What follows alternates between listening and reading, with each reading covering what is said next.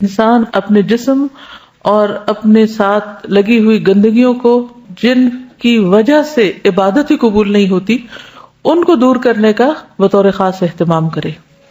ان میں سب سے پہلے پیشاب کی چھینٹوں سے بچنا، کیونکہ اگر یہ چھینٹیں جسم پر ہوں تو عبادت بھی قبول نہیں ہوتی، تو اس لیے بہت احتیاط کے ساتھ اس سے بچنا ضروری ہے۔ اسی لیے جو حکم دیا گیا وہ یہ کہ پیشاب کرتے ہی فوراً نہیں اٹھ جانا چاہیے، کیونکہ بعض اوقات کچھ حصہ یورینری ٹریک میں رہ جاتا ہے اور پھر وہ بعد میں ڈراپس کی شکل میں باہر آتا ہے، تو اس طرح کچھ لوگوں کے کپڑوں کے ساتھ لگ جاتا ہے یا اور جگہوں پہ وہ چلا جاتا ہے، جس سے نجاست مزید پھیلتی، گندگی پھیلتی ہے۔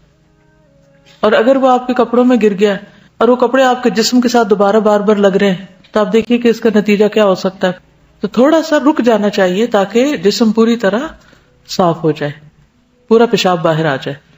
تو ایسی نماز جس میں طہارت کا اہتمام نہ کیا گیا ہو، جسم ناپاک ہو، وہ نماز قبول نہیں ہوتی۔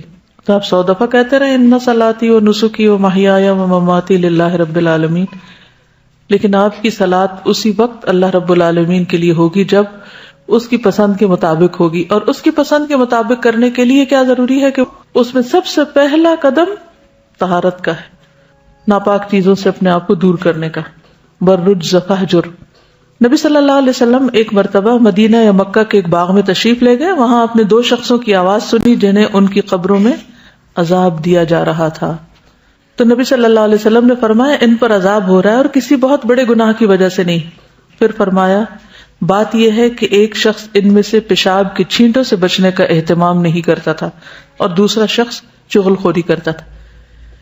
یعنی ایک ایسا شخص تھا کہ جو ظاہری گندگی کا شکار تھا اور دوسرا اخلاقی گندگی کا، تو ان دونوں میں بھی ایک مماثلت ہے۔ پیشاب کی چھینٹیں بھی اڑتے ہیں نا، کپڑوں پہ پڑ جاتے ہیں، جسم پہ پڑ جاتے ہیں، اور چیزیں جو آس پاس کا ماحول ہوتا ہے اس میں بکھر جاتے ہیں، تو اس سے بیڈ اسمیل کے علاوہ اور بہت سی خرابیاں لاحق ہوتی ہیں۔ اسی طرح جو چغل خوری، وہ بھی گندگی کو پھیلانے والی بات ہے، اور اس سے بھی انسان اخلاقی طور پر نجس ہو جاتا ہے، ناپاک ہو جاتا ہے، اور اس سے فتنہ فساد بھی پھوٹتا ہے۔ جس طرح پیشاب کی چھینٹوں سے نہ بچنے کی وجہ سے نماز تو نہیں ہوتی، لیکن اس کے ساتھ ساتھ کئی بیماریاں بھی پھیل سکتی، کئی امراض بھی جنم لے سکتے ہیں۔ اسی لیے آپ دیکھیں کہ کئی امراض کی تحقیق کہاں سے کی جاتی ہے؟ پیشاب کے ٹیسٹ سے۔ یعنی انسان کا جو پیشاب کا اسپیسیمن ہے اس سے بہت سے امراض کا پتہ چلتا ہے، انسان کے جسم کی پوری کیمسٹری اس سے سامنے آ جاتی ہے۔ اس لیے بہت ضروری ہے کہ انسان اپنے آپ کو اپنی ہی نجاست یا اپنی ہی اخلاقی برائیوں کے شر سے محفوظ رکھے، ٹھیک ہے۔ پھر پانی سے طہارت حاصل کرنا۔ یہ جو آیت ہے ان اللہ یحب التوابین و یحب المتطہرین، کہتے کہ یہ آیت اہل قباء کے بارے میں نازل ہوئی تھی کیونکہ وہ لوگ پانی سے استنجا کرتے تھے۔ عام طور پر کیا رواج تھا؟ مٹی سے طہارت حاصل کرنے کا، اس سے بھی ہو جاتی، لیکن پانی سے جو تسلی ہوتی ہے وہ کسی اور چیز سے نہیں ہوتی۔ بعض لوگ مٹی کے بجائے ٹیشو پیپر استعمال کرتے ہیں اور اسی کو ہی طہارت کا ذریعہ سمجھ لیتے ہیں۔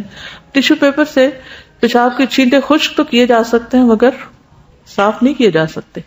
یعنی اگر جسم کے کسی حصے پر پیشاب لگ گیا ہے اور آپ اس کو صرف ٹیشو سے جذب کر لیتے ہیں، خشک کر لیتے ہیں، تو کیا آپ کے خیال میں پاک ہو گئے؟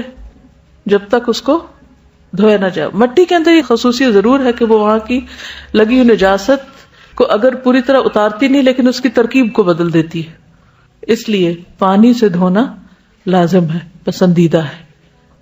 پھر ناپاک جگہ کو پانی سے دھونا۔ ایک دیہاتی نے مسجد میں پیشاب کر دیا، صحابہ کرام اس کی طرف دوڑے تو آپ نے فرمایا اس کے پیشاب کو مت روکو۔ پھر آپ نے پانی کا ڈول منگوایا اور پیشاب کی جگہ پر بہا دیا۔ یعنی نہ صرف یہ کہ جسم کو بلکہ جس جگہ پر پیشاب ہو اس کو بھی دھو لینا چاہیے، صاف ستھرا کر دینا چاہیے۔ عام طور پر بڑوں کے ساتھ ایسی مشکل نہیں ہوتی، لیکن چھوٹے بچے یا بہت بوڑھے لوگ جو اپنا پیشاب کنٹرول نہیں کر سکتے، ان دونوں کے سلسلے میں پھر انسان کو مزید محتاط رہنے کی ضرورت ہے کہ ان کا بستر ہو یا پھر واش روم تک کا راستہ یا کوئی بھی اور جگہ جہاں ان کا پیشاب لگ سکتا ہو، اس سب کے بارے میں بھی احتیاط برتنی چاہیے۔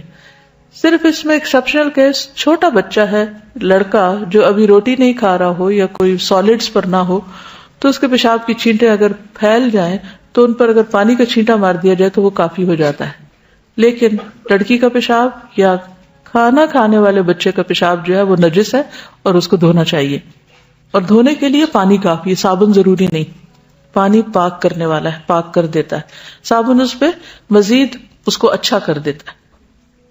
دودھ پیتے بچوں کے پیشاب کا حکم جو ہے حدیث میں آتا ہے کہ رسول اللہ صلی اللہ علیہ وسلم نے ایک بچے کو اپنی گود میں بٹھایا تو اس نے آپ پہ پیشاب کر دیا. آپ نے پانی منگا کر اس پہ چھڑک دیا، اسے دھویا نہیں، اور کہا جاتا کہ یہ بچہ وہ تھا جو ابھی کھانا نہیں کھاتا.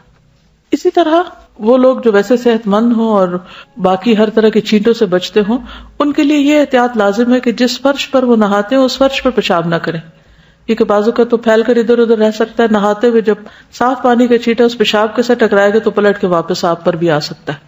تو نہانے کی جگہ کو اور پیشاب کی جگہ کو الگ الگ ہونا چاہیے.